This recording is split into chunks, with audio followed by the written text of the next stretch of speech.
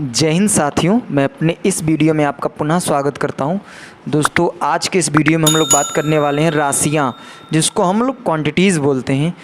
तो आइए दोस्तों, हम लोग राशियों के बारे में डिस्कस करते हैं और कितने प्रकार की राशियां होती हैं इनको हम समझते हैं और किन राशियों के क्या काम होते हैं इनको भी हम जानने का प्रयास करते हैं। तो देखिए दोस्तों, पहला नंबर तो होता है दोस्तों मूल राशियाँ। दूसरा नंबर पे आता है पूरक राशियाँ और तीसरे नंबर पे आता है दोस्तों व्युत्पन्न राशियाँ। तो इनको समझते हैं। देखिए, मूल राशियों का मतलब है कि मूल है, अर्थात मेन राशियाँ जिनको हम बोल सकते हैं। तो मूल राशियों की जो संख्या होती है दोस्तों वो 7 होती हैं। तो पहला नंबर तो आपका आएगा दूरी, इसी को हम लंबाई भी बोल देते हैं। दूरी, द्रव्यमान,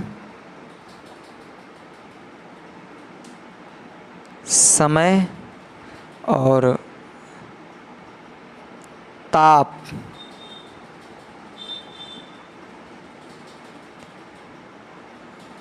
धारा,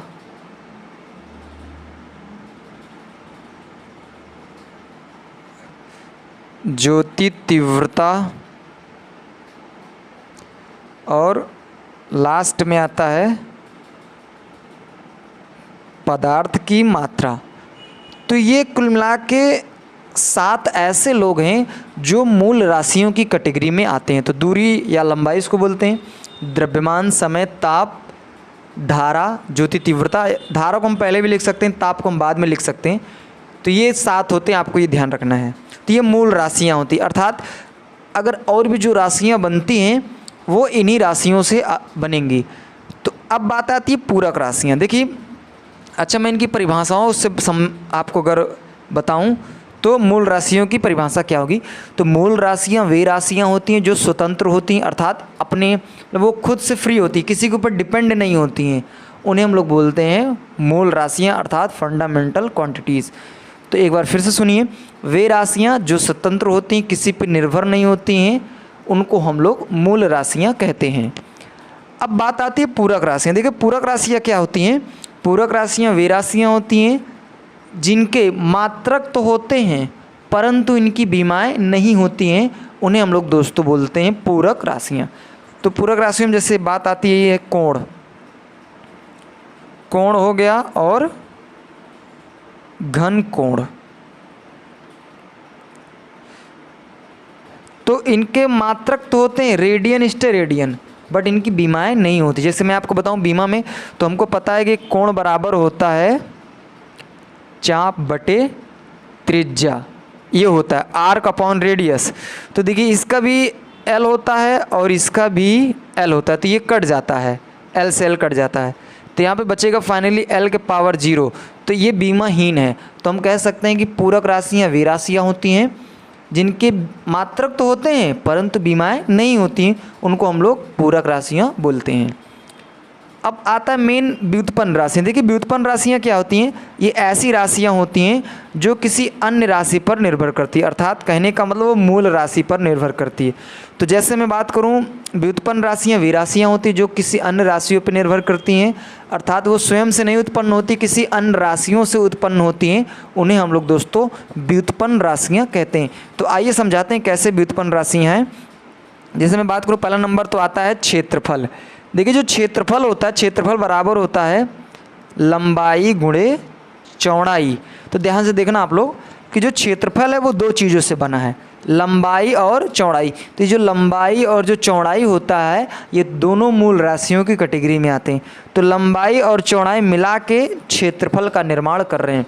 तो यानी यहाँ पे जो क्षेत्रफल का निर्माण हुआ है वो लंबाई और चौड़ाई से हुआ है। तो ये जो लंबाई चौड़ाई है दोस्तों, ये मूल राशियों के कैटेगरी में आती हैं। उसी तरह नेक्स्ट आता है आयतन। आयतन की मैं बात करूं तो आयतन बराबर होता है लंबाई गुणे चौड़ाई गुणे ऊंचाई। तो ये तीनों लोग आपस में मिल के एक नए चीज़ का निर्माण करते हैं जिनका नाम होता है आयतन। और आयतन जो होता है दोस्तों वो एक प्रकार की व्युत्पन्न राशियां हैं और ये कहाँ से उत्पन्न हुई हैं, तो इनसे हुए। अच्छा एक चीज़ मैं आपको ये बता दूं दोस्तों कि यहाँ पे अपने मूल राशियों में सिर्फ हमने दूरी और लंबाई को लिया था, तो इसमें दूरी लंबाई नहीं होता है, इसमें 7 लोग होते हैं। देखिए दूरी, लंबाई, चौड़ाई, ऊंचाई, मोटाई, गहराई, विस्थापन, तो ये कुल मिला के 7 लोग होते हैं जो इनमें आ जाते हैं, इस कैटेगरी में आते हैं। ठीक है दोस्तों, ये ध्यान रखना है आपको। उसी तरह अगर मैं बात करूँ, क्षेत्रफल हो गया, आयतन हो गया, अब मैं बात करता हूँ अगर मैं चाल। देखिए जो चाल होता है दोस्तों, चाल बराबर होता है दूरी बटा समय, ध्यान से समझना। अब देखिए जो चाल है ना दोस्तों, वो दूरी और समय के अनुपात से बना है। तो यहाँ पे जो दूरी है और जो समय दोस्तों, ये दोनों मूल राशियाँ हैं, तो इन दोनों के भाग से यहाँ पे एक चाल बना है। ठीक है, तो यहाँ पे मैं कह सकता हूँ कि जो चाल है ना, वो दूरी और समय से उत्पन्न हुआ है, इसलिए इस चाल को हम क्या बोलेंगे, चाल एक प्रकार की व्युत्पन्न राशि है। उम्मीद करता हूँ दोस्तों व्युत्पन्न राशि आपको समझ में आ गया होगा। तो व्युत्पन्न राशियाँ वे राशियाँ होती हैं जो कह सकते हैं डायरेक्टली मूल राशियों पर डिपेंड करती हैं, उन्हीं के थ्रू इनका निर्माण होता है, उन्हें हम लोग दोस्तों व्युत्पन्न राशियाँ बोलते हैं। तो उम्मीद करता हूँ दोस्तों राशियाँ 3 प्रकार की होती हैं, मूल राशियाँ, पूरक राशियाँ और व्युत्पन्न राशियाँ। मूल राशियाँ तो मेन राशियाँ होती है, किसी पर डिपेंड नहीं करती हैं, जबकि व्युत्पन्न राशियाँ होती हैं वो मूल राशियों पर डायरेक्टली डिपेंड करती हैं।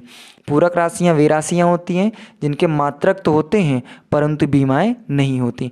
तो इन 3 राशियों की खासियत है, तीनों की परिभाषा उम्मीद करता हूँ हमने बता दिया है।